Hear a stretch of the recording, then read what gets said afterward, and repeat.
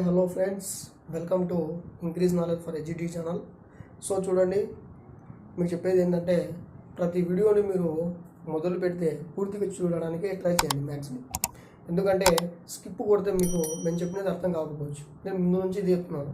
మీరు ఫస్ట్ స్టార్టింగ్లో చూసి స్కిప్ కొట్టి సో మీకు ఇంట్రెస్ట్ లేకపోయి మళ్ళీ మధ్యలో చూసి చివరిలో చూసాను అనుకోండి, మేము చెప్పేటువంటి లింకింగ్ పాయింట్స్ ఒక చోట మేము సరిగ్గా చెప్పకపోయినా ఈ ఎగ్జాంపుల్ ఇంకొక దాంట్లో అటాచ్ చేసి చెప్తాం. సో అంటే వీడియో పూర్తి అయ్యే చివరికి ఈ వీడియో మీకు కాన్సెప్ట్ అర్థం కావడానికి మేము ట్రై చేస్తూ ఉంటాం.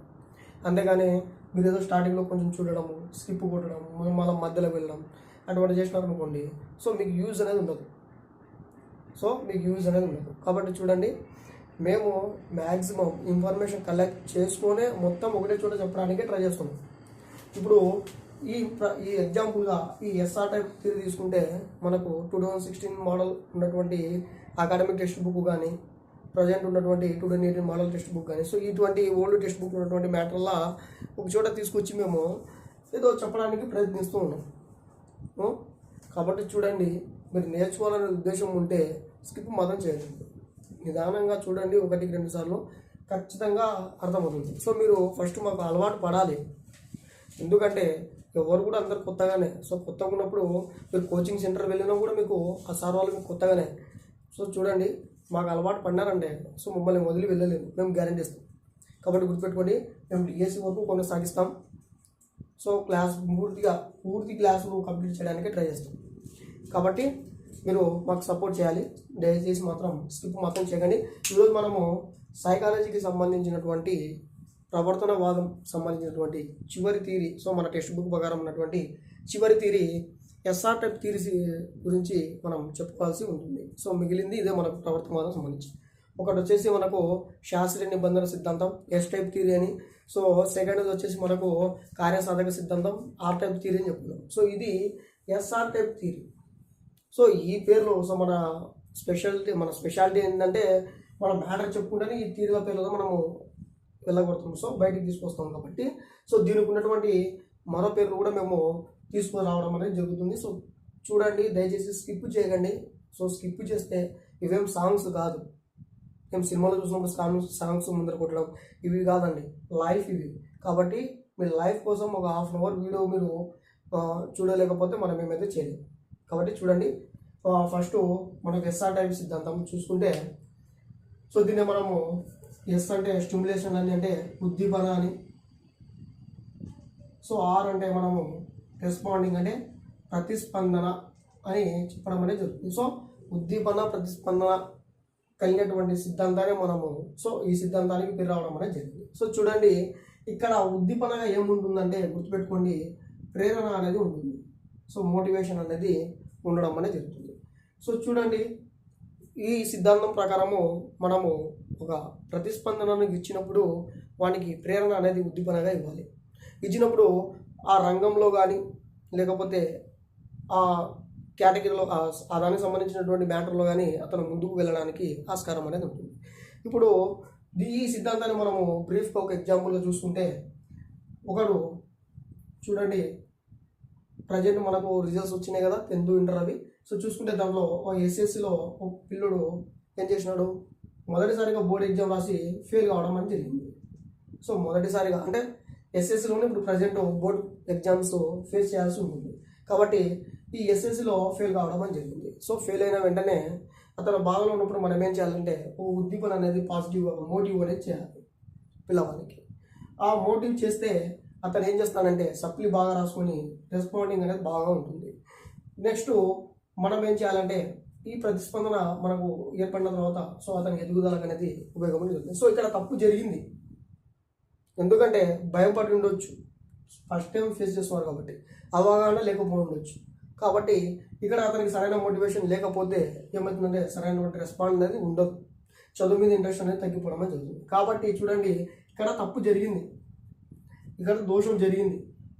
అలాగని చెప్పేసి ఈ దోషాన్ని మనము ఏం చేయాలి, తగ్గించాలి. సో తగ్గించాలంటే మనం ఏం చేయాలంటే ఈ రెస్పాండింగ్ అనేటివి ప్రతిసారి జరుగుతూ ఉండాలి. దాని కొరకు మనం మోటివేషన్ అనేది ఇస్తూ ఉండాలి.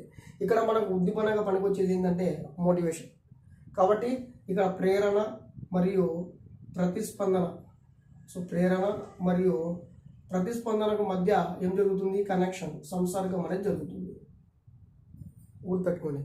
సో బాండింగ్ అనేది, సో బంధం అనేది మనకు ప్రేరణకు ప్రతిస్పందనకు మధ్య జరుగుతుంది. కాబట్టి దీన్ని మనము బంధ సిద్ధాంతం అని చెప్పడం అనేది జరుగుతుంది. సో చూడండి, బంధ సిద్ధాంతం అని చెప్పడం అనేది జరుగుతుంది.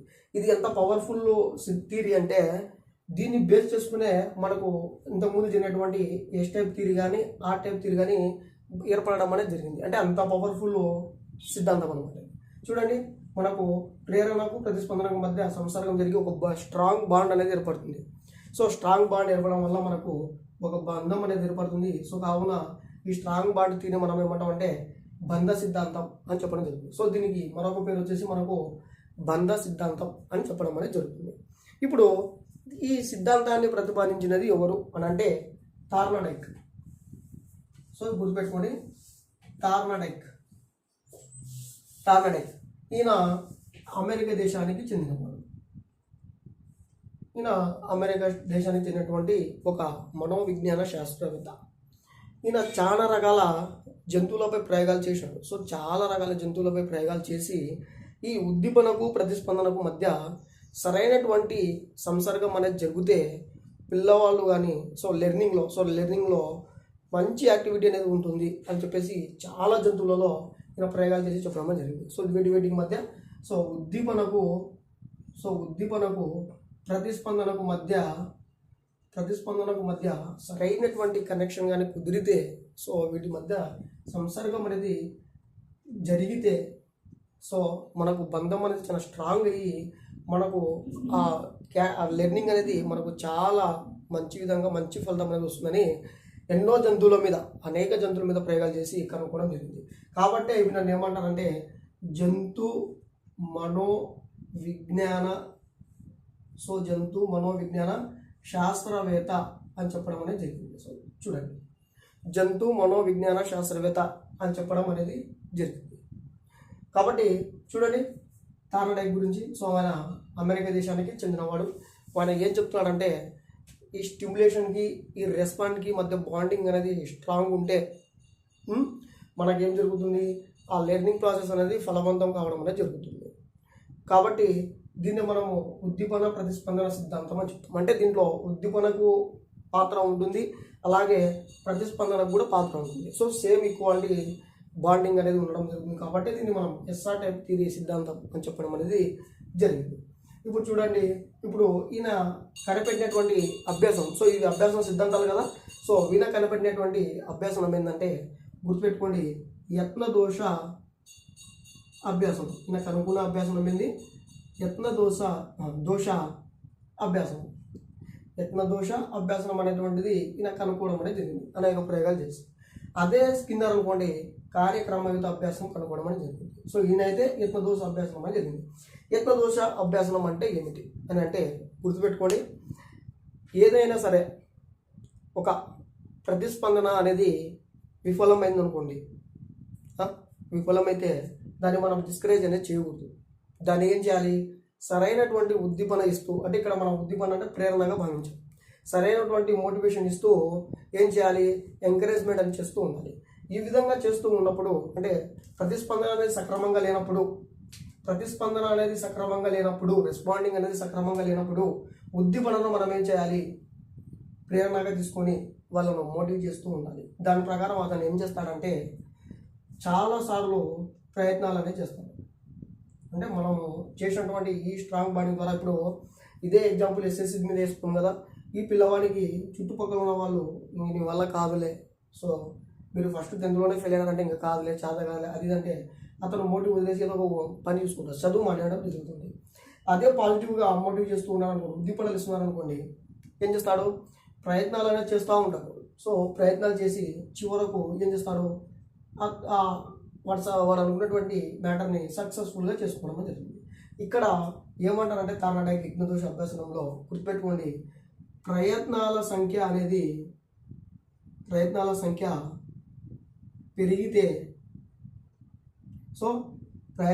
పెరిగితే దోషాల సంఖ్య అనేది తగ్గిపోతుంది. చూడండి, ప్రయత్నాల సంఖ్య అనేది పెరిగితే దోషాల సంఖ్య అనేది తగ్గిపోతుంది. ఇప్పుడు చూడండి, మనమే ఉన్నాం, మేము ఫస్ట్లో చెప్పినప్పుడు మా కెమెరా క్వాలిటీ కానీ, సో మేము చెప్పేటువంటి విధానం కానీ, సో ఏదైనా కానీ ఏం జరిగింది, కొన్ని దోషాలు ఉండడం అనేది జరిగి ఉంటాయి. సో ఇక్కడ చూసుకుంటే మనకు ఈయన చెప్పేది ఏంటంటే, గుర్తుపెట్టుకోండి, మనం ఒక దాన్ని ఎదుర్కొంటే ప్రయత్నాల సంఖ్య పెరిగే కొద్దీ దోషాల సంఖ్య అనేది తగ్గిపోతూ ఉంటుంది. సో కాబట్టి చూడండి, మీరు టెట్లో కూడా చూడండి, ఒకసారి ఫెయిల్ అయితే మీరు నిరాశ పరచవద్దు. మీ మోటివేషన్ అనేది జరుగుతూ ఉండాలి. సో జరుగుతూ చదువుతూ ఉంటే చివరకు మీకు దోషాల సంఖ్య అనేది తగ్గిపోతుంది, మీకు మంచి ఫలితం అనేది రావడం అనేది జరుగుతుంది. కాబట్టి ఈయన చెప్పే సిద్ధాంతం ప్రకారము, ఈయన చేసేటువంటి లెర్నింగ్ ప్రకారము ఒకసారి మీరు ఫెయిలియర్ అయితే ఆ ఫెయిలియర్ని మీరు మోటివేషన్గా తీసుకొని ఒక స్టెప్ ముందుకు వేస్తూ వెళ్ళిపోవాలి. ఏది కూడా మనకు ఒక నూతన కృత్యం లేదా ఒక నూతన ప్రయోగం మనం కనుక్కుంటున్నామంటే గుర్తుపెట్టుకోండి, ఖచ్చితంగా విఫలం అవుతాము, ఖచ్చితంగా విఫలం కావడం అనేది జరుగుతుంది. గుర్తుపెట్టుకోండి, మనకు థామస్ అల్వా ఎడిసన్ తెలుసు. ఆయన బల్బును దాంట్లో ఉన్నటువంటి ఫిలమెంట్ను తయారు చేయడానికి ఎన్నో 10,000 టెస్టులో ఎన్నో చేయడం అనేది జరిగింది. సో గుర్తుపెట్టుకోండి, అంటే ఒక నూతన ఆవిష్కరణ జరగడానికి కూడా అతను ఎన్నో రకాల ప్రయత్నాలు అనేది చేశాడు. ఆ ప్రయత్నాలు చేసినందుకే అతని దోషాల సంఖ్య తగ్గి ఈరోజు మనం బల్బు అనేది ఉపయోగించడం అనేది జరుగుతుంది. అతను ఫస్ట్లోనే ఫెయిలియర్ లేదు, నా వల్ల కాదనుకుని వదిలిపెట్టి ఉంటే, సో ఆ లెర్నింగ్ని, సో ఆ అభ్యాసాన్ని వదిలిపెట్టి ఉంటే, ఆ ప్రాసెస్ని వదిలిపెట్టి ఉంటే, సో ఈరోజు మరో విధంగా ఉండేది ప్రపంచం. కాబట్టి గుర్తుపెట్టుకోండి, ఈ టార్నాడోకి ఏమంటాడంటే ఏదైనా సరే నూతన కృత్యం నేర్చుకుంటున్నప్పుడు మనము ఫస్ట్ విఫలం అనేది కావడం అనేది జరుగుతుంది. దాదాపు విఫలం కావడం అనేది జరుగుతుంది. ఆ విఫలాన్ని మనము ఉద్దీపనగా తీసుకోవాలి, ఆ విఫలాన్ని మనము మోటివ్గా తీసుకొని ఆ ప్రతిస్పందన అనేటివి మార్పులు చేసుకుంటూ చివరకు ఏ విధంగా తయారు కావాలంటే, గుర్తుపెట్టుకోండి, చివరకు ఏ విధంగా తయారు కావాలంటే ఒకసారి ఆ కృత్యం వచ్చిందంటే ఇంకా దాంట్లో దోషం అనేది ఉండకూడదు, ఆ విధంగా తయారు కావాలి. చెప్పేటువంటి సిద్ధాంతమే మనకు యత్నదోష సిద్ధాంతం. సో ఎందుకు చెప్తున్నామంటే దీనికి మరొక పేరు యత్నదోష సిద్ధాంతం. చూడండి, ఆయన చెప్పేటువంటి ఎంత ఇన్ఫర్మేషన్ ఉన్నది. మీరు కోచింగ్ సెంటర్కి వెళ్ళినా కూడా, సో నెక్స్ట్ వచ్చేసి మీరు ఏ టెలిగ్రామ్లో రాసినా కూడా మీకు first slip test, mega test, mini test అని ఎందుకు పెడుతుంటారు ప్రతిరోజు? మీకు డైరెక్ట్ డిఎస్సి పెడితే అది నూతనంగా ఉంటుంది కాబట్టి, ఆ మోడల్ తెలియదు కాబట్టి మీరు ఫెయిల్ కావడం అనేది జరుగుతుంది. సో ప్రయోగాలు అనేటివి మెయిన్ దాని మీద చేయకూడదు. ఫస్ట్ మన దగ్గర ఉన్న వాటి మీద ప్రయోగాలు చేస్తూ అలవాటు చేసుకుంటూ మనం ఏం చేయాలి, తర్వాత డిఎస్సికి వెళ్ళాలి. అప్పుడు మనము హాఫ్ మార్క్ పైన కూడా మనం బాధపడాల్సిన ఛాన్స్ ఉంటుంది. కాబట్టి ప్రాక్టీస్ అనేది బాగా చేసుకోవాలి. సో ప్రాక్టీస్ అనేది బాగా చేసుకుంటే మనకు ఏం జరుగుతుంది, దోషం అనేది తగ్గి మనం డెవలప్మెంట్ కావడం అనేది జరుగుతుంది. ఈ యత్నదోష అభ్యాసం నేర్పించేది ఇదే మెయిన్. ఇది చలన కౌశల్యాలకు మెయిన్ ఇంపార్టెన్స్ ఇస్తుంది. సో మనకు దశల ప్రకారం చూసుకుంటే, వికాసం ప్రకారం చూసుకుంటే ఇది శారీరక వికాసం సంబంధించినటువంటి చలన కౌశల్యాలకు నేర్పించడానికి చాలా ఈజీగా ఉపయోగపడుతుంది. మనకు పుట్టినప్పుడే నడక అనేది రాదు. మనం ఏం చేస్తుండాలి, ఆ నడకను తడబడుతూ అడుగులు వేసుకుంటూ అవి పట్టుకుంటూ ఇవి పట్టుకుంటూ నడుచుకుంటూ చేసుకోవాల్సి ఉంటుంది. సో నడవడిక అనేది మనకు తడబడుతూనే వస్తుంది. కాబట్టి చలన కౌశలాలకు, సో సైకిల్ తొక్కడానికైనా కానీ, ఒక వాహనం నడపాలన్నా కానీ, ఒక టైప్ చేయాలన్నా కానీ, సో మనకు నూతనంగా ఉన్నప్పుడు ఖచ్చితంగా అనేటివి దోషాలు అనేటివి ఉంటాయి. ఆ దోషాలను మనము ప్రయత్నాలలో సవరించుకుంటూ చివరకు ఏం చేయాలి, తగ్గించుకోవాల్సి ఉంటుంది. ఇక్కడ ఈయన చెప్పే మైండ్ ఏంటంటే, ప్రయత్నాల సంఖ్య అనేది పెరుగుతూ ఉంటే దోషాల సంఖ్య అనేది తగ్గుతూ ఉంటుంది. కాబట్టి మనం దీన్ని యత్నదోష సిద్ధాంతం అని చెప్పడం అని జరిగింది. సో దీన్నే విజయ పథ రీతి విధాన సిద్ధాంతం అని చెప్పడం కూడా జరుగుతుంది. సో గుర్తుపెట్టుకోండి. సో దీనికి ఇన్ని రకాల పేర్లు అనేటివి రావడం అనేది జరిగింది. ఇప్పుడు ఈ ఎస్ఆర్ టైప్ సిద్ధాంతంలో గుర్తుపెట్టుకోండి, ఎస్ఆర్ టైప్ సిద్ధాంతంలో చూడండి, మనకు ఉద్దీపన మెయిన్ రోల్గా ఉంటుంది, అలాగే ప్రతిస్పందన కూడా మెయిన్ రోల్గా ఉండడం అనేది జరుగుతుంది. కాబట్టి ఈ రెండింటికి ప్రిఫరెన్స్ ఇచ్చింది, ఈ రెండింటికి ఆధారపడినటువంటి 2 సిద్ధాంతాలు ఉన్నాయి. సో ఆ 2 సిద్ధాంతాలు కూడా మనకు ఈ సిద్ధాంతం మీదనే ఆధారపడాల్సి రావడం అనేది జరిగింది. ఇప్పుడు ఈ ఎస్ఆర్ టైప్ థియరీ ప్రయోగం చూద్దాం. ప్రయోగం చూస్తే మనకు ఎగ్జాంపుల్ చెప్పిన దానికంటే ఇతరులు చేసినటువంటి శాస్త్రవేత్త చేసినటువంటి ప్రయోగం చూసుకుంటే మనకు ఇంకా కొంచెం అర్థం కావడం అనేది జరుగుతుంది. ఇప్పుడు నేను స్కిన్నర్కి ఈయనకి కొంచెం తేడా చెప్తా, ఒకసారి చూడండి. ఇప్పుడు ఈయన వాడినటువంటి బాక్స్ వచ్చేసి ఫజిల్ బాక్స్. ఈయన వాడినటువంటి బాక్స్ ఫజిల్ బాక్స్ అని ఆయన పెట్టే అనేది వాడడం అనేది జరిగింది. చూడండి, ఈయన వాడినటువంటి ఈ ఫజిల్ బాక్స్లో ఇక్కడ సో పెళ్ళి అనుకోండి, సో పెళ్ళి ఉందనుకోండి, ఇక్కడ ఒక దానికి సంబంధించినటువంటి చేపను ఏదో దానికి ఆహారం బయట ఉంది. బయట ఉన్నప్పుడు స్కిన్నర్కి అయితే బాక్స్కి ముందర ఉన్నటువంటి ఆహార గుళిక అనేది కనపడదు, ఎందుకంటే ఇక్కడ ఉద్దీపన అనేది అవసరం లేదు. ఆహారం అనేది బయటకి ఆ ఎలకకి అనేది కనపడదు. కానీ ఇక్కడ ఉన్నటువంటి పిల్లికి ఏమి ఆహారం కనపడేటట్టే చేస్తారు, ఎందుకంటే ఉద్దీపన ఉండాలి కాబట్టి. ఆ ఉద్దీపన కోసమన్నా వీడు ప్రయత్నాలు చేస్తాడన్నా కాబట్టి ఈ పిల్లికి బయట ఉన్నటువంటి ఆహారం కనిపెట్టాడు పెడతారు. లోపల ఉన్నటువంటి ఆకలి వేసినటువంటి ఈ పిల్లి ఏం చేస్తుందంటే లోపల చుట్టుపక్కల తిరుగుతూ ఇక్కడ మీటా ఉంటుంది. ఇది నొక్కడం ద్వారా బయటికి వెళ్ళి ఆహారం సేకరించేటువంటి విధానంగా తీసుకోవడం జరుగుతుంది. కాబట్టి ఈ మీటర్ నొక్కుతూ ఆహారాన్ని అందించడం అనేది జరుగుతుంది. తిరుగుతూ ఉన్నటువంటి పిల్లి ఆ మీటర్ నొక్కి ఆహారాన్ని తీసుకుంటుంది. So first step. తర్వాత కొన్ని ప్రయత్నాల తర్వాత మీటర్ నొక్కుతూ మళ్ళా ఆహారం అనేది అందడం జరుగుతుంది, తింటుంది. ఈ విధంగా మనకు ఏం జరుగుతుందంటే ఈ ప్రయత్నాలు అనేటివి ఈ పిల్లి చేస్తుంది కదా, ఈ ప్రయత్నాలు చివరకు సో ఈ విధంగా ప్రయత్నాలు చేస్తూ లోపల ఉన్నటువంటి పిల్లి మీటర్ నొక్కడం ద్వారా ఆహారం అందుతుంది అనేటువంటి అవగాహన వస్తుంది. ఆ అవగాహన ద్వారా ఏం చేసుకుంటుందంటే ఈ ప్రయత్నాలు సంఖ్య తగ్గిపోతుంది, ఒకసారిగా మీటర్ నొక్కుతుంది, ఆహారాన్ని పొందడం అనేది జరుగుతుంది. సో ఇక్కడ ఒకటేసారికి మనకు ఈ మీటర్ నొక్కాలి ఆహారం రావాలి అనేటువంటి కాన్సెప్ట్ అనేది ఉండదు. అనేక ప్రయత్నాలు జరిగిన తర్వాతనే దాని తప్పు తెలుసుకొని సో దీన్ని నొక్కితేనే మనకు ఆ ఆహారం వస్తుందని నేర్చుకొని పిల్లి ఏం చేస్తుందంటే ఆ ఆహారాన్ని మీటర్ నొక్కడం ద్వారా తీసుకోవడం అనేది జరుగుతుంది. ఇక్కడ దీని అర్థం కూడా ఏంటంటే అనేక ప్రయత్నాలు చేసే కొద్దీ మనలో ఉన్నటువంటి తప్పులు తగ్గిపోయి మనకు విజయం అనేది తొందరగా రావడం అనేది జరుగుతూ ఉంటుంది అని చెప్పేసి మనకు ఇక్కడ ఇవ్వడం అనేది జరిగింది. సో చూడండి, చిన్నపిల్లలు విద్యాపరంగా ఇంప్లిమెంటేషన్ చేసుకుంటే చిన్నపిల్లలు ఏం చేస్తారు, ఫస్ట్ చేతిరాత అనేది పిల్లవాళ్ళకు పట్టుత్వం అనేది ఉండదు, ఏదేదో తగ్గిస్తూ ఉంటారు పలక పైన. సో కొన్ని రోజులకు ఈ విధంగాను, కొన్ని రోజులకు ఈ విధంగా అక్షరాలు. సో ఈ విధంగా ఎందుకు వస్తుందంటే వాళ్ళకు ఈ చేతిలో చలన కోశాలు అనేవి పట్టుత్వం రావాలి. ఈ పట్టుత్వం రావాలంటే ఏం చేయాలి, అనేకమైనటువంటి ప్రయత్నాలు చేయాలి. ఆ ప్రయత్నం చేసినప్పుడే మనకు ఆ కాన్సెప్ట్ మీద కానీ ఆ మ్యాటర్ మీద కానీ లేకపోతే ఈ కంటెంట్ మీద కానీ మనకు గ్రిప్ రావడం అనేది జరుగుతుంది.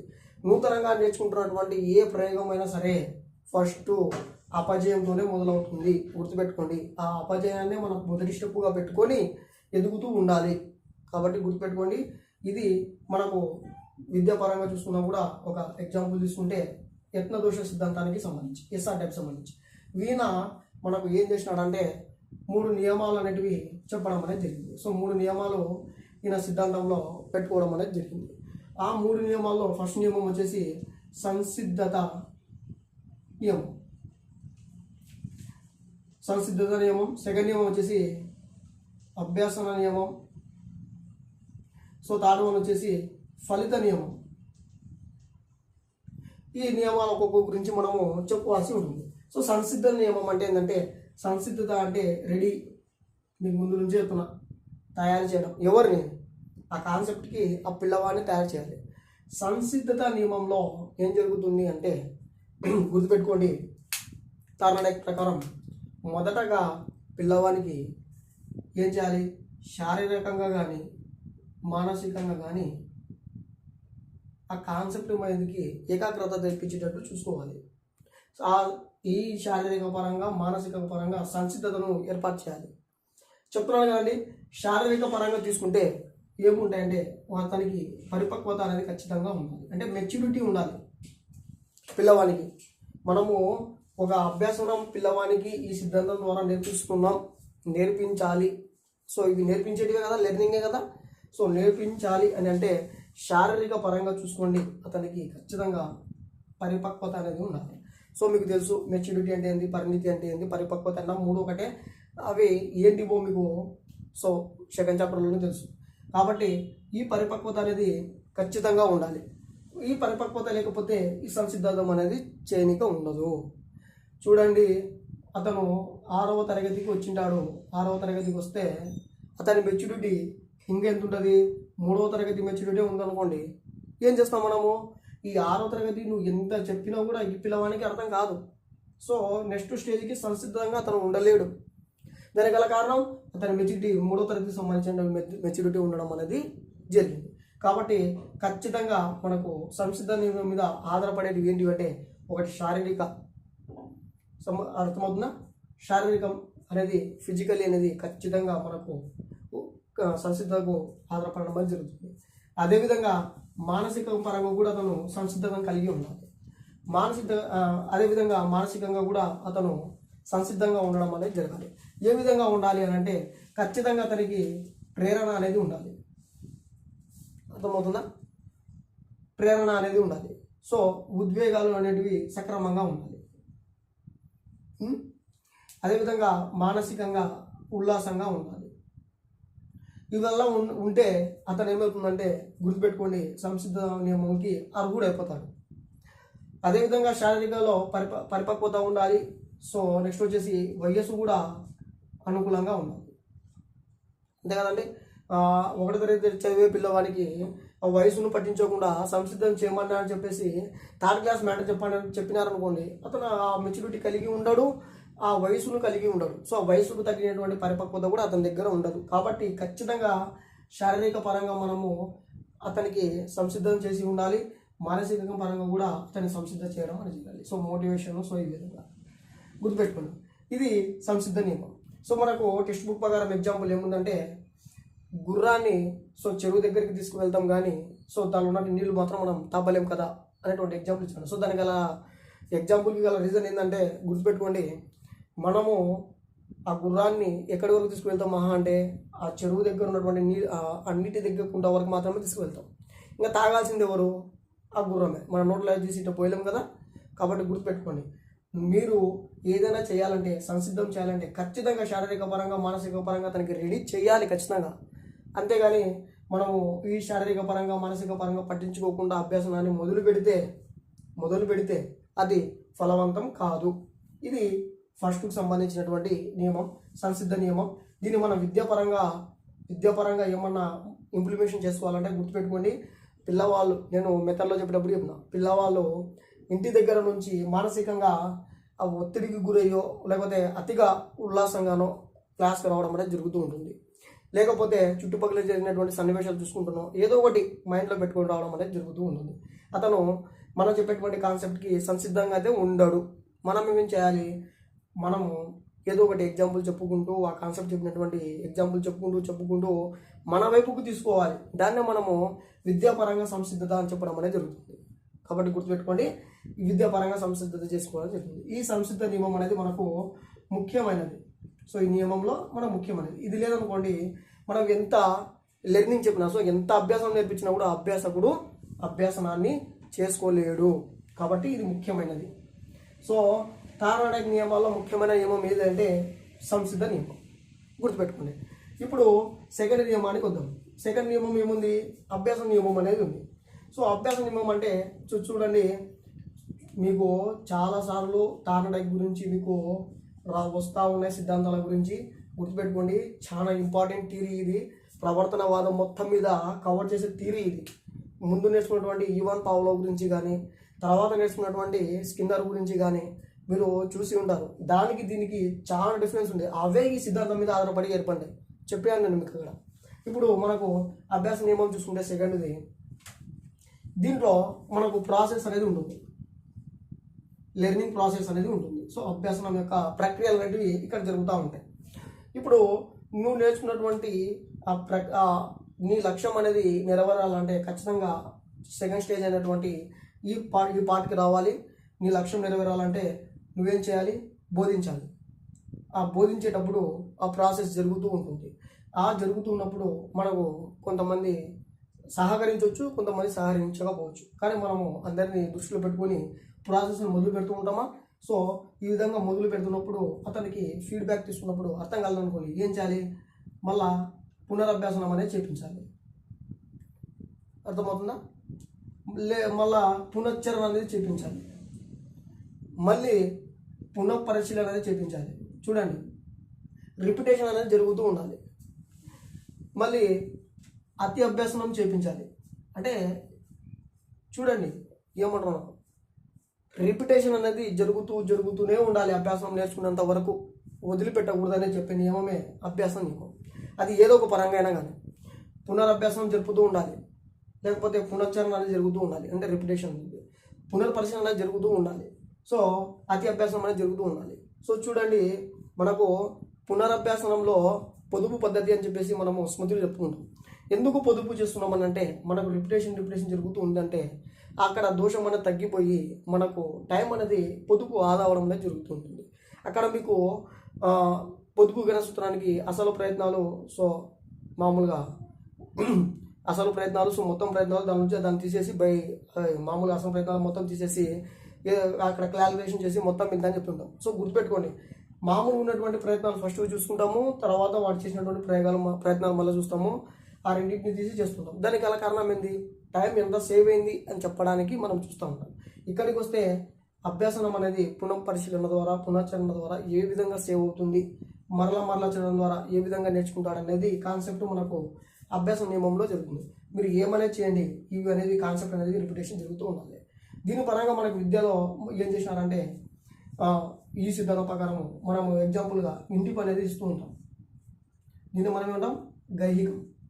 సో ఇంటి పని అనేది చేస్తూ ఉంటాం. ఎందుకు ఇస్తాం మనం లెసన్ ప్లాన్లో ఖచ్చితంగా ఇంటి పని అంటే, గుర్తుపెట్టుకోండి, ఈ పునశ్చరణ కోసం, పునరభ్యాసనం కోసం, సో అతి అభ్యాసనం కోసం. సో ఇంటి పని అనేది మనము ఇస్తూ ఉంటాం. ఈ ఇంటి పనిని మనము ఇష్టం వచ్చినట్టు ఇవ్వకూడదు. కాన్సెప్ట్కి సంబంధించినటువంటి కొన్ని పదాలు కానీ, దానికి రిలేటివ్కి సంబంధించినటువంటి చుట్టుపక్కల పరిసరాలు పరిశీలించడం మనం కానీ, లేకపోతే ఆ కాన్సెప్ట్కి సంబంధించినటువంటి ఇతర దానికి రిలేటివ్గా ఉన్నటువంటి వాటిని సేకరించుకున్నామని చెప్పేసి దానికి అభ్యాసం చెప్పినటువంటి దానికి సంబంధించిన వాటిని మాత్రమే మనం ఇంటి పనిగా ఇవ్వడం అనేది జరుగుతూ ఉంటుంది. దీనికి ఎందుకు అంటే పునశ్చరణ జరగాలి కాబట్టి. సో చూడండి, ఒక నానుడి ప్రకారం చూసుకుంటే, సో ఒక సామెత ప్రకారం చూసుకుంటే, అభ్యాసం అనేది ఒక కుసు విద్య. అర్థమవుతుందా? అది మనకు ఫస్ట్నే అర్థం కాదు. దాన్ని మనం ఏమేం చేస్తూ ఉండాలి, మరలా నేర్చుకుంటూ ఉండాలి. చూడండి, ఇక్కడ మనం ఏమంటున్నాము, సాధనమున పనులు సమకూరు దారుణ అంటాం. సో మనకి ఇది సామెత కూడా ఉంది, సో 18 కూడా రావడం జరిగింది. సో సాధనమున పనులు సమకూరు దారుణ అంటే దాని అర్థం ఏంది, మనం ఏ విధంగా అయితే సాధన చేస్తూ ఉంటామంటే అవి ఎల్లప్పుడూ మనకు సమకూర్చుకుంటాయి. మనం ఒకసారి చేసి ఇడిచిపెట్టాం అనుకోండి, అవి కొన్ని రోజులకు మర్చిపోవడానికి ఆస్కారం అనేది ఉంటుంది. ఇప్పుడు చూడండి, వేపాకు చూడడానికి ఫస్ట్ టేస్ట్ చేస్తే మామూలుగా చేదుగా ఉండి, సో ఆ విధంగా ఉండడం జరుగుతుంది. సో ఎవరు తినలేరు. అదే తింటూ ఉంటే, అలవాటు చేసుకుంటే అది ఏమవుతుంది, తీయగా అవుతుంది. ఇక్కడ ఏం జరిగింది, మనకు రిపిటేషన్ అనేది జరుగుతూ ఉంది. ఫస్ట్ ఏదైనా సరే సక్రమంగా ఉండదు. చేస్తూ మనం దాన్ని అలవాటు పడితే అది మనకు చాలా మంచి ఫలితాన్ని ఇస్తుంది అని చెప్పే నియమమే అభ్యాసన నియమం. ఈ అభ్యాసన నియమంలో కూడా గుర్తుపెట్టుకోండి, ఈ అభ్యాస నియమంలో కూడా 2 రకాల నియమాలు ఉండడం అనేది జరిగింది. సో సబ్ టాపిక్ అంటాం కదా. సో ఆ విధంగా ఈ అభ్యాస నియమంలో మళ్ళా మనకు 2 ఉండడం అని జరిగింది. ఒకటి నూతనత్వం, నెక్స్ట్ తరచుదనం. గుర్తుపెట్టుకోండి, మళ్ళా ఈ అభ్యాస నియమంలో 2 టైప్స్ నియమం అనే 2 నియమాలు అనేవి ఉండడం జరిగింది సబ్ టాపిక్. ఒకటి నూతనత్వం, 2 తరచుదనం. నూతనత్వం అంటే ఏంటంటే, మనం నేర్చుకుంటున్నటువంటి కాన్సెప్ట్, మనం నేర్చుకున్నటువంటి కృత్యం, మనం నేర్చుకుంటున్నటువంటి ప్రయోగం కొత్తగా ఉందనుకోండి. అంటే మనం డైలీ ఒకటే కాన్సెప్ట్ తీసుకుని చెప్తా ఉన్నాం అనుకోండి, అతనికి బోర్ కొట్టేస్తుంది. సో పిల్లవానికి బోర్ కొట్టేస్తుంది. మేమే ఉన్నాము, ఈ సైకాలజీ మాకు వస్తుంది, ఏదో మేము దీనిలో మంచిగా వ్యూస్ వస్తున్నాయని చెప్పేసి ఓన్లీ సైకాలజీ ఇదే కాన్సెప్ట్ తీసుకుని చెప్తా ఉన్నాం అనుకోండి, ప్రతి వీడియోలో ఇదే చెప్తున్నాం అనుకోండి, మీకు దీని మీద ఇంట్రెస్ట్ అనేది పోతా ఉంటుంది. అదేవిధంగా మేము సైకాలజీలో వేరే వేరే టాపిక్లు చెప్పుకుంటూ ఈ టాపిక్ ఎప్పుడైనా అవసరం పడినప్పుడు దీన్ని జాయిన్ చేసుకుంటూ చెప్పుకుంటూ ఉన్నాం అనుకోండి, అప్పుడు మీకు కొద్దిగా నూతనత్వం అనేది కనపడుతుంది. అప్పుడు మీరు తొందరగా ఆసక్తి చూపి, సో చూడండి, తొందరగా ఆసక్తి చూపి నేర్చుకోవడానికి దోహదం చేస్తుంది ఈ నూతనత్వం అనేది. సో ఏదైనా కాన్సెప్ట్ నేర్చుకుంటున్నామంటే గుర్తుపెట్టుకోండి, దాంట్లో నూతనత్వం అనేది ఉండాలి. అంటే ఎగ్జైట్మెంట్ చేపియాలి. సో మనం ఏదో కొత్తగా నేర్చుకుంటున్నాం అనే కాన్సెప్ట్ అక్కడ రావాలి. అప్పుడే ఎవరైనా సరే నేర్చుకోవడానికి ఒక స్టెప్ ముందే వేయడం అనేది జరుగుతూ ఉంటుంది, గుర్తుపెట్టుకోండి. అదేవిధంగా చూడండి, మనకు అక్కడ టెక్స్ట్ బుక్ పక్కన చూసుకుంటే సో ఆడపిల్లలు ఏం చేస్తుంటారు, కుట్టు అల్లికలు అవి నేర్పిస్తూ ఉంటారు. ఇది ఫస్ట్గా ఎవరికి కూడా రాదు, గుర్తుపెట్టుకోండి. ఫస్ట్న ఎవరికి కూడా రాదు.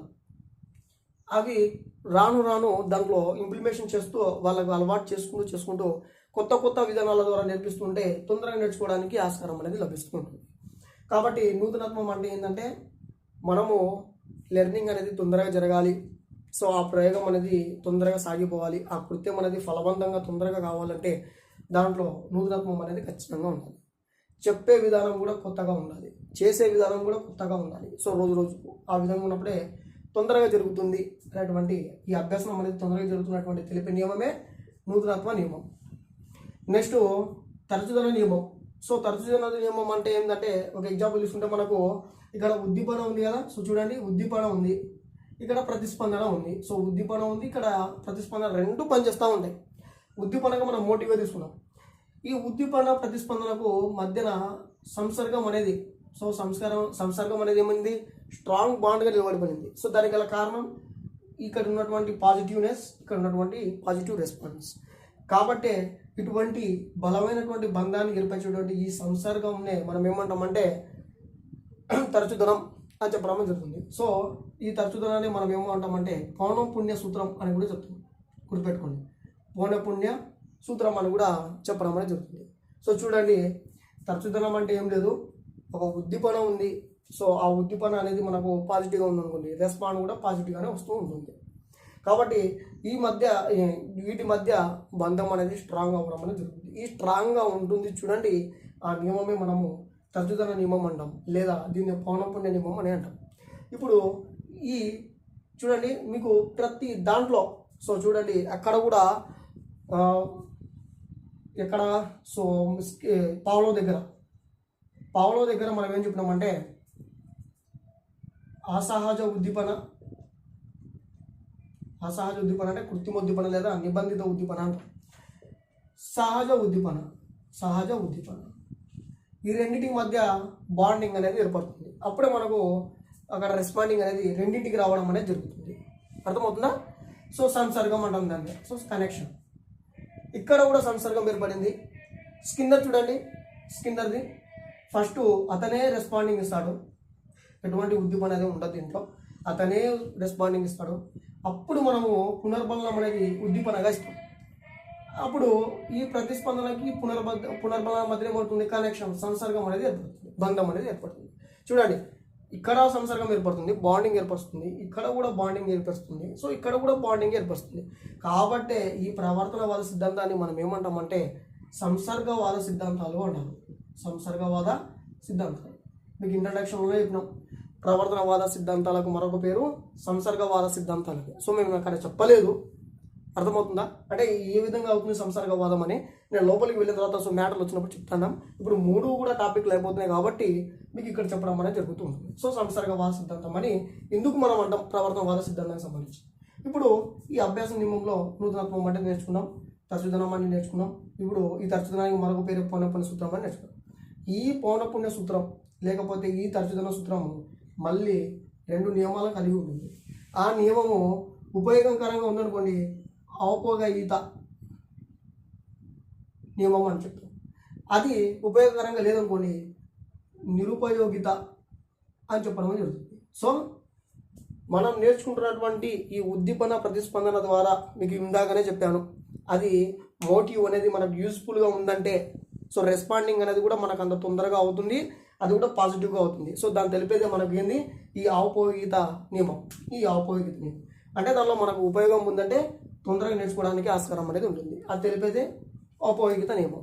ఇప్పుడు నిరూపకయుత నియమం అంటే దానివల్ల మనకు ఎటువంటి యూజ్ లేదనుకోండి, అయినా నేర్చుకోవాలనుకోండి, సో అప్పుడు ఏం చేస్తాం, కొంచెం లేట్ కావడం అనేది జరుగుతుంది. కానీ ప్రాసెస్ కొద్ది లేట్ అయినా కూడా ఫలితం అనేది రావడం అనేది జరుగుతూ ఉంటుంది. సో ఈ విధంగా మనకు అభ్యాసం నియమం సంబంధించినటువంటి టాపిక్లో మనకు చాలాసార్లు ఇక్కడ నుంచి మనకు రావడం అనేది జరుగుతూ ఉంటుంది. సో చూడండి, మనకు టెట్ కమిటీ వాటిలో ఏమని అడిగాడంటే సంసిద్ధ నియమం గురించి అడిగినాడు. ఏమని అడిగినాడు నేను చూసిన దాంట్లో వయస్సు ప్రేరణను,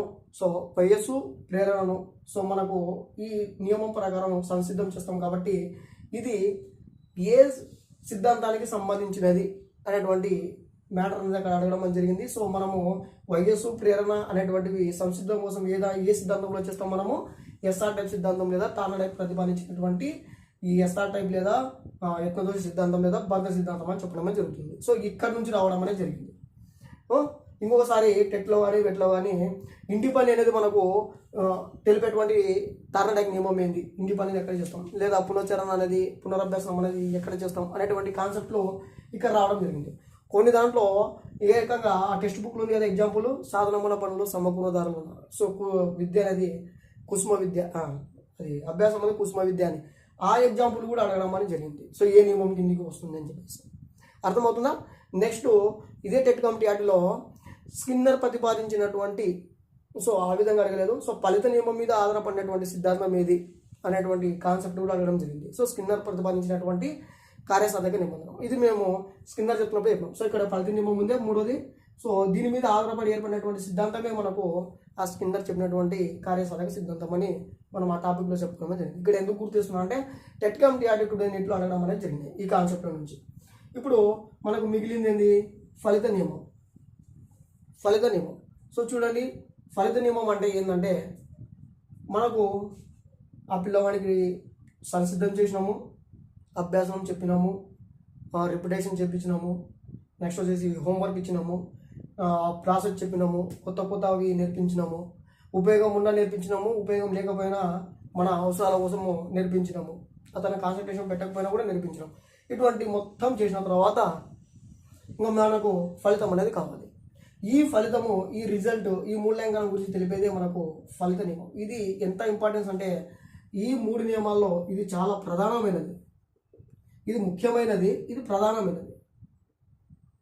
అంటే మన ఫీడ్బ్యాక్ మొత్తం ఇక్కడనే వస్తుంది కాబట్టి ఇది ప్రధానమైనది. ఆ పిల్లవాడు సో విజయం పొందినాడా, అపజయం పొందినాడా, అతనికి ఏ ర్యాంకింగ్ వచ్చింది, ఏ మార్కులు వచ్చాయి, సో అసలు సక్సెస్ అయినాడా, ఫెయిల్యూర్ అయినాడా. సో చూడండి, ఇవన్నీ తెలిపేది మనకు ఫలిత నియమం. సక్సెస్ ఈజ్ ఏ సక్సెస్డ్ అని ఉంటుంది దాంట్లో. దానికి ఆ నియమం తెలిపేది కూడా ఫలిత నియమం. అంటే మనం నేర్పించినటువంటి, సో చూడండి, మనం నేర్పించినటువంటి అభ్యాసనం అనేది ఇక్కడ మనకు ఫలవంతమైందా లేదా, సో అతనికి మంచి మార్కులు వచ్చాయా లేదా, సో మనకు మంచి గ్రేడింగ్ వచ్చిందా లేదా, అతను అపజయాలు పొందినాడా లేదా విజయం పొందాడా, అతనికి ఎటువంటి ర్యాంకింగ్ వచ్చింది. సో నెక్స్ట్ వచ్చేసి ప్రతిభా కార్డులు. సో ప్రతిభా కార్డులు, అతను మంచిగా చేసింటే ప్రతిభా కార్డులు, అవార్డులు. సో ఇవల్ల ఈ ఫలిత నియమం ఆధారం చేసుకునే ఇవ్వడం అనేది జరుగుతూ ఉంటుంది. ఇప్పుడు మనం చాలామంది చూస్తుంటాం, ఇప్పుడు ప్రజెంట్ జరిగినటువంటి ఇంటర్మీడియట్ ఎస్ఎస్సి రిజల్ట్స్లలో మంచి మార్కులు వచ్చిన ఫలితాలు వచ్చిన వాళ్ళకు ఏదో గిఫ్ట్ రూపంలో ప్రజెంటేషన్ చేయడం అనేది జరుగుతుంది. ఎందుకంటే వాళ్ళకు ఫలిత నియమం అనేది వాళ్ళకు అనుకూలంగా ఉంది కాబట్టి. అదే అపజయం ఉందనుకోండి, వాళ్ళు ఎటువంటి మోటివ్గా ఉండకపోతే వాళ్ళు అక్కడనే డ్రాప్ అవ్వడం జరుగుతుంది. సో కాబట్టి విజయమైనా అపజయమైనా, సో ర్యాంకింగ్ అయినా నాన్ ర్యాంకింగ్ అయినా, గ్రేడింగ్ ఇవ్వకపోయినా, అవార్డు ఇచ్చినా అవార్డు ఇవ్వకపోయినా, ప్రతిభ ఇచ్చినా ప్రతిభ ఇవ్వకపోయినా మనకు లాస్ట్కి వచ్చేది మొత్తం కలిపి ఫలితమే. సో దీని మొత్తాన్ని మనం ఏమంటాం, ఫలితం అని చెప్తాము. కాబట్టి ఈ నియమం మొత్తం మనకు ఫలిత నియమం మీద ఆధారపడి ఉంటుంది. గుర్తుపెట్టుకోండి, ఈ నియమం మొత్తం ఇది మీద ఆధారపడి ఉంటుంది.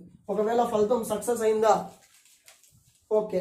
సక్సెస్ కాలేదా, వెనక్కి వెళ్ళిపోవాలి, వెనక్కి వెళ్ళిపోయి మళ్ళీ చేసుకుంటూ రావాలి. మైక్రో టీచింగ్ మాదిరి అర్థం చేసుకోండి. మైక్రో టీచింగ్ కూడా అంతే కదండి. సో ఫస్ట్ వెళ్ళి మనము ఒక లెసన్ ప్లాన్ తయారు చేసుకుంటాము, 5 minutes చెప్తాము, తర్వాత ఫీడ్బ్యాక్ చూసుకుంటాము. ఫీడ్బ్యాక్ సరిగ్గా లేదంటే ఏం చేస్తాము, మళ్ళీ లెసన్ ప్లాన్ మళ్ళీ టీచింగ్ చేస్తాము, మళ్ళీ ఫీడ్బ్యాక్ తీసుకోవడం జరుగుతుంది. సో ఈ విధంగానే మనకు ఫలిత నియమం మీదనే ఇవి ఆధారపడడం అనేది జరుగుతూ ఉంటుంది. కాబట్టి చూడండి, ఇందులో ఉన్నటువంటి ఆలోచనలు మనకు చాలా సింపుల్గా ఉంటాయి, చూడడానికి చాలా సింపుల్గా ఉంటాయి. సో సరళ ఆలోచనలు అనేటివి ఇక్కడ ఉండడం అనేది జరుగుతూ ఉంటుంది. సో చూడండి, ప్రవర్తనవాద సిద్ధాంతంలో ఏర్పడేటువంటి ఆలోచనలు 3 రకాలుగా ఉంటాయి. సో మనకు చెప్పాం కదా, ఒకటి యాంత్రిక ఆలోచనలు, సో యంత్ర పరికరాలతో వచ్చేటువంటి ఆలోచనలు ఎక్కడ ఉంటుంది, స్కిన్నర్లో ఉంటుంది, ఎందుకంటే ప్రెస్ ఈ బోధన యంత్రాలు కనుక్కున్నాడు కాబట్టి. నెక్స్ట్ జంతుపరంగమైనటువంటి ఆలోచనలు అనేవి వస్తాయి. జంతుపరమైనటువంటి ఆలోచనలు ఎందుకు వస్తున్నాయి అంటే, ఒక జంతువును మనం పెట్టుకున్నాము, ఆ జంతువును బుద్ధి పని చేస్తున్నాము, ప్రతిస్పందన చేస్తున్నాము, జంతువుల వీళ్ళు చూస్ చేసుకున్నటువంటి ఎలుక కానీ, సో నెక్స్ట్ వచ్చేసి పిల్లి కానీ, అక్కడ చూసిన కుక్క కానీ, ఇవల్ల జంతువులే కాబట్టి వాటికి వచ్చేటువంటి ఆలోచన బేస్ చేసుకుని మనం నేర్పించడానికి ట్రై చేస్తూ ఉన్నాం. కాబట్టి దీనిలో మ్యాక్సిమం మనకు జంతు ఆలోచనలు అనేటివే ఉంటాయి. చూడండి, జంతు ఆలోచనలు అనేటివే ఉంటాయి. నెక్స్ట్ మనకు దీన్ని చూసుకుంటే ఆయన యానిమల్ ఇంటెలిజెన్స్ అండ్ ఎక్స్పెరిమెంట్స్ అనేటువంటి గ్రంథం కూడా రాయడం అనేది జరిగింది. ఎవరు? థార్నడైక్, జంతు ఆలోచన ప్రకారం. అదేవిధంగా ఇంటెలిజెన్స్ ప్రకారం చూసుకుంటే మెజర్మెంట్స్ ఆఫ్ ఇంటెలిజెన్స్ అనేటువంటి గ్రంథం కూడా రాయడం అనేది జరిగింది. అదేవిధంగా సైకాలజీని ఏ విధంగా లెర్నింగ్ చేయాలి, సో ఆ లెర్నింగ్ ప్రాసెస్ కూడా ఒక గ్రంథంగా సైకాలజీ ఆఫ్ లెర్నింగ్ కూడా ఆయన రాయడం అనేది జరిగింది. సో చూడండి, ఆయన రాసినటువంటి గ్రంథం. అదే ఇవాన్ పావ్లోవ్ అయితే రిఫ్లెక్సివ్ స్టిమ్యులేషన్, మామూలుగా కంటిన్యూషన్ రిఫ్లెక్సివ్ అనగా కండిషనల్ రిఫ్లెక్సివ్ అనేటివి ఒక గ్రంథం రాయడం జరిగింది. ఎవరు? మనకు ఇవాన్ పావ్లోవ్. ఎందుకంటే మన కండక్షన్ మీదనే చేస్తున్నాడు కాబట్టి, నిబంధన మీదనే చేస్తున్నాడు కాబట్టి. సో కండక్షన్ రిఫ్లెక్సివ్ అంటే మనకు అక్కడ గ్రంథం రాయింది. అదేవిధంగా లాలాజల గ్రంథం వీడు, సో డైజెస్టివ్ గ్లాండ్స్ మీద ఒక గ్రంథం రాయడం జరిగింది. అక్కడ మనకు ఈయన వచ్చేసి 3 రకాల గ్రంథాలు రాయడం జరిగింది. ఒకటి వచ్చేసి ఇంటెలిజెన్స్ సంబంధించి మెజర్మెంట్స్ ఆఫ్ ఇంటెలిజెన్స్ అని, సో ప్రజ్ఞకు సంబంధించి, దీనికి సంబంధించి యానిమల్ ఇంటెలిజెన్స్ ఎక్స్పెరిమెంటల్ స్టడీస్ అని, ఇంకా లాస్ట్కు సైకాలజీ విధంగా ప్రాసెస్ ప్రకారం విధంగా నేర్చుకోవాలని చెప్పేసి లెర్నింగ్ ఆఫ్ సైకాలజీ అనేటువంటి గ్రంథాలను కూడా ఈయన రాయడం అని జరిగింది. ఇది మనము ఈరోజు చెప్పుకున్నటువంటి ఎస్ఆర్ టైప్ సిద్ధాంతం. ఇది ఏం లేదు, సో చాలా సింపుల్గా ఉంటుంది. దీనిలో ఆలోచనలు కూడా చాలా సింపుల్గానే ఉంటాయి కాబట్టి దీన్ని సరళ ఆలోచనలు అనేవి ఏర్పడతాయి. దీంతో మనకు ప్రవర్తనవాద సిద్ధాంతం అనేది కంప్లీట్ కావడం జరిగింది. సో ప్రవర్తనవాద సిద్ధాంతాల్లో ప్రవర్తనవాదులు చేసినటువంటి ఈ థియరీస్ ఉన్నాయి కదండి, ఈ 3 థియరీస్ చెప్పడం జరిగింది. సో కాబట్టి మీరు ఒకసారి చూసుకోండి, మరలా వినండి, మీకు చాలా యూస్ఫుల్గా ఉంటుంది. దయచేసి చెప్పేది ఏంటంటే, మీరు స్కిప్ చేశారంటే గుర్తుపెట్టుకోండి, మీకు మ్యాటర్ అనేది అర్థం కాదు, ఎవరు చెప్పేది కూడా అర్థం కాదు. గుర్తుపెట్టుకోండి, ఫస్ట్ చెప్పేది పర్సన్ ఎవరైనా కానీ అతనికి అలవాటు పడడానికే కృషి చేయండి. ఎందుకంటే మీకు చెప్పే పర్సను పిల్లోడా, సో పెద్దవాడా, సో ఏం చదివాడు, ఇవల్ల మీరు నన్ ఆఫ్ నేను డిఎస్సి చేసిందా, మీకు ఇవల్ల పర్సన్ అవసరం లేదు. ఎందుకంటే మీకు ఇన్ఫర్మేషన్ వస్తుందా లేదా, ఇదే మీకు కావాల్సింది. అర్థమవుతుందా? చాలామంది మీకు బిఎడ్ డిఎడ్ చేయని వాళ్ళే చెప్తారు, ఆయన మీకు ఇన్ఫర్మేషన్ ఇస్తున్నారు కదా. గుర్తుపెట్టుకో, ఇన్ఫర్మేషన్ ఇవ్వడమే మా బాధ్యత. అర్థమవుతుందా? అంతేగాని ఎవడు చెప్తున్నాడు, చిన్నపిల్లడు చెప్తున్నాడా, అతను మనకి చెప్తే మనం ఇటువంటి ఈగోలు పెట్టుకున్నారంటే అకార్డింగ్ టు సైకాలజీ ప్రకారం ముందర వస్తే థియరీస్ చాలా ఇబ్బంది పడాల్సి వస్తుంది. కాబట్టి స్కిప్ చేయకండి, బాగా నేర్చుకోండి. సరేనా? Thank you. సో సహకరించినందుకు థ్యాంక్ యూ అండి. సో మా ఇన్ఫర్మేషన్ అనేది మీకు వర్తిగా అనిపిస్తే లైక్ చేయండి, సో షేర్ చేయండి, అదేవిధంగా కామెంట్ పెట్టండి, ఏమైనా డౌట్స్ ఉంటే అదేవిధంగా సబ్స్క్రైబ్ చేసుకోండి అండ్ మీ ఫ్రెండ్స్తో సబ్స్క్రైబ్ కూడా చేయించండి. So thank you.